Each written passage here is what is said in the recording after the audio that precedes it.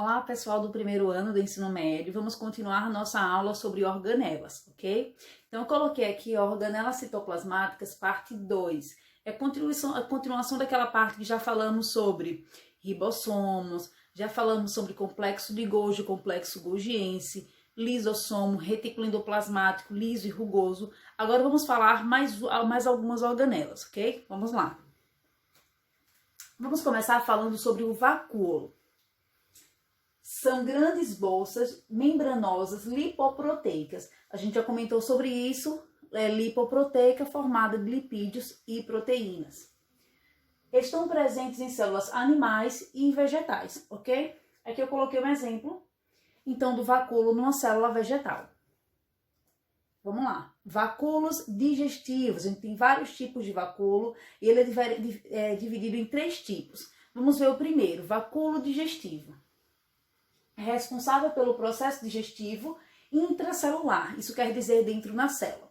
Lá quando a gente falou de ciclo lisogênico, lá em relação aos lisossomos, a gente falou sobre autofagia e heterofagia. Então vamos relembrar isso aqui. Então alguns vacúolos digestivos presentes lá nas células, elas vão ter essa função de autofagia ou heterofagia.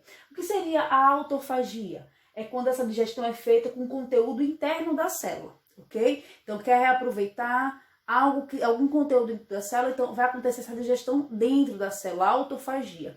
Heterofagia, como essa outra imagem mostra, vamos supor que uma célula ela fagocitou algo, ela acabou ingerindo algo. Para que seja feita essa digestão, ela é feita por heterofagia, ok? Agora fica um pouquinho mais claro para vocês, né? Vamos lá, vamos continuar. Vacúolos de suco celular, ok? Típicos de células vegetais a gente vai encontrar em células vegetais. Mantém um equilíbrio osmótico entre a célula e o meio extracelular. O que queria dizer isso aqui? Manter esse controle osmótico, manter essa quantidade de líquido dentro da célula. Quem vai fazer isso seria esse vacúolo aí. Também conhecida por vacúolo osmótico. Vamos conhecer o próximo vacúolo. Vacúolo contrátil, ou também chamado de vacúolo pulsátil. Fica fácil a gente lembrar disso aí, algo que contrai. Então, a gente vai encontrar isso muito em células de protozoários, ok? Vamos entender melhor. É o vacúolo dos protozoários, principalmente de água doce, água salgada não vai ter isso aí. Vou explicar melhor para vocês.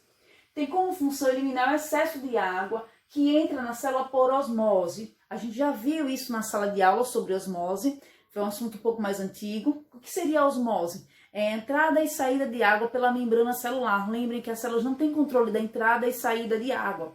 Então, se essa célula aqui está em um ambiente de água doce, esse ambiente interno dela tem maior quantidade de sais. Então, o que tende a acontecer naturalmente? A água tende a entrar dentro da célula para tentar controlar esse conteúdo de sais aqui. Porém, a célula não quer esse excesso de água. Então, o que esse vacúolo vai fazer? Ele pega o excesso de água doce que entra na célula e põe para fora. Ele se contrai com tanta força que acaba eliminando essa água pela parede da célula. Isso não vai acontecer em água salgada porque vai ser o inverso, ok? Dentro da célula da água salgada não vai ter essa diferença de água, ok? Ela vai normalmente até perder mais água do que entrar, ok? Vamos lá, vamos falar agora sobre outra organela. Vamos falar agora sobre o centríolo. É um cilindro composto por 27 microtúbulos, todos esses circulados por outros tubos agrupados em 3. A gente vê aqui na imagem mais fácil, ó. A cada 3 é esse agrupamento, ok? Do centríolo. Eles estão sempre em duplas, uma perpendicular à outra, em sentidos contrários aqui, ok? Onde é que eu vou encontrar o centríolo? Está presente em células de protistas, animais e vegetais inferiores. Esses vegetais inferiores não vai incluir aí, lembra lá do 7º ano que a gente estudou o reino das plantas? Não vai incluir aí as gimnospermas nem as angiospermas. Quando ele fala dos vegetais inferiores, aí seriam as briófitas e pteridófitas, ok? Eles estão próximos ao núcleo, ok? Vai estar sempre muito próximo ao núcleo. Aqui a gente tem um centríolo, ó. Ele não fica muito afastado, ficam mais próximos. Okay? Vamos lá.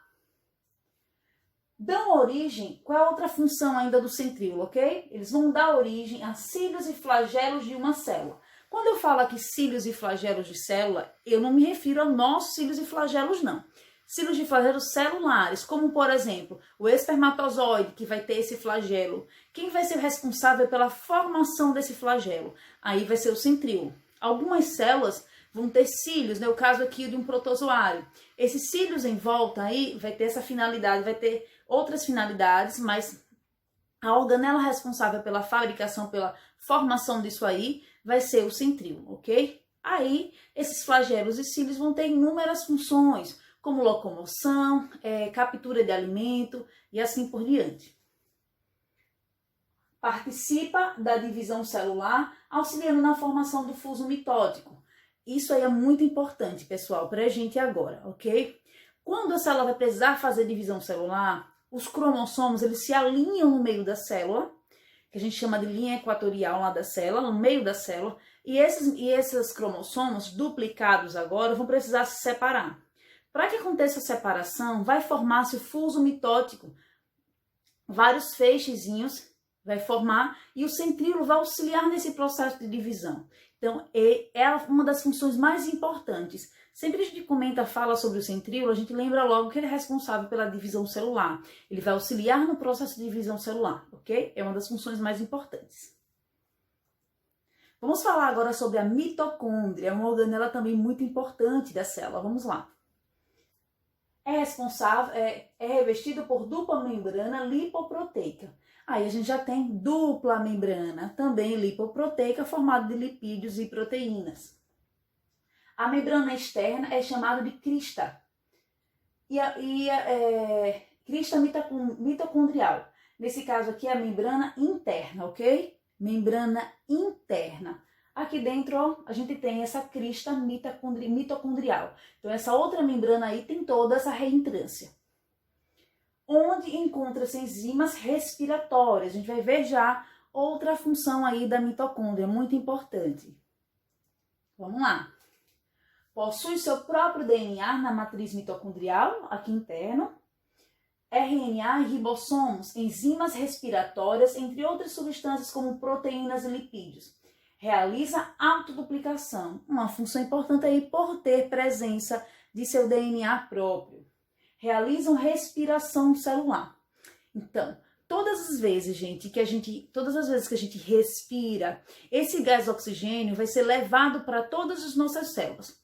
E em nossas células, a mitocôndria vai ter a função de pegar esse oxigênio com glicose e transformar isso em energia chamada de ATP.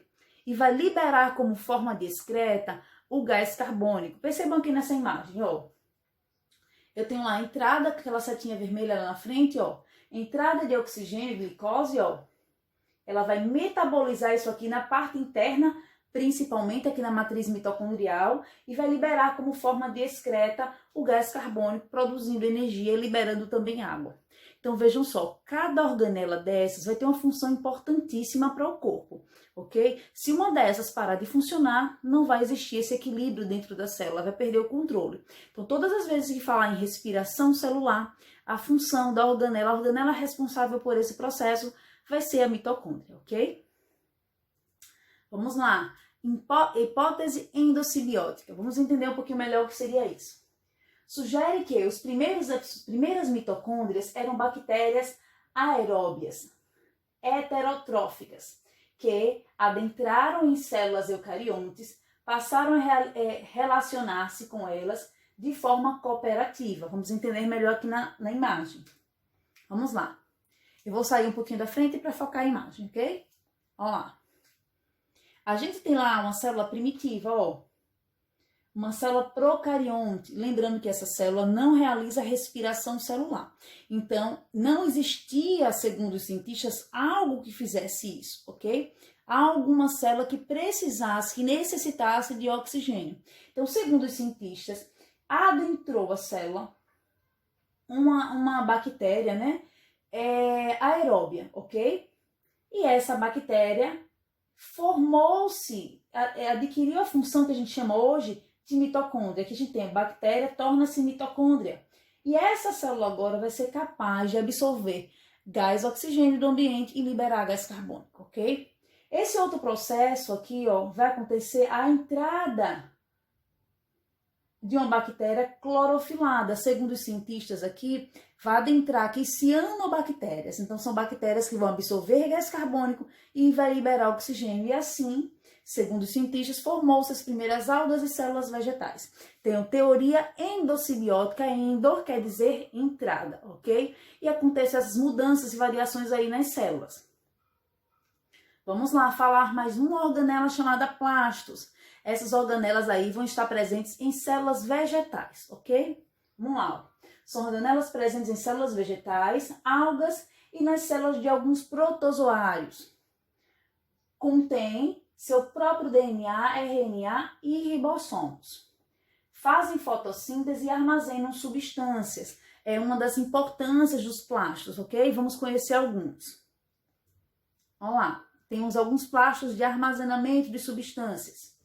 Então, ó, plastos que armazenam pigmentos coloridos são chamados de quê? Cromoplastos. A gente tem aqui, ó, alguns cromoplastos que vão armazenar substâncias. Alguns exemplos aqui, ó.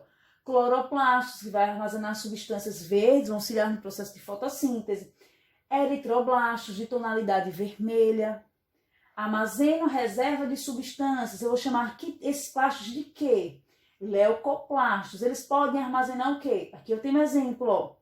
Amiloplastos vai armazenar amido, oleoplastos vai armazenar óleos e proteoplastos vão armazenar proteínas, ok? Vamos lá, vamos conhecer agora o cloroplasto. É revestido por dupla membrana lipoproteica, duas membranas. A clorofila presente no espaço entre os tilacoides, aqui ó, os tilacoides. O conjunto de tilacoides a gente vai chamar de grã. Tilacoides tem função de captar a energia do sol e sintetizar carboidrato na fotossíntese. Então aqui vem a função da realização da fotossíntese, absorção de luz e produção aí de energia, ok? De glicose. Eu espero que tenham entendido. A aula de hoje foi bem curta, né? Bem simples, foi uma continuação da aula passada. Bons estudos! Até a próxima aula.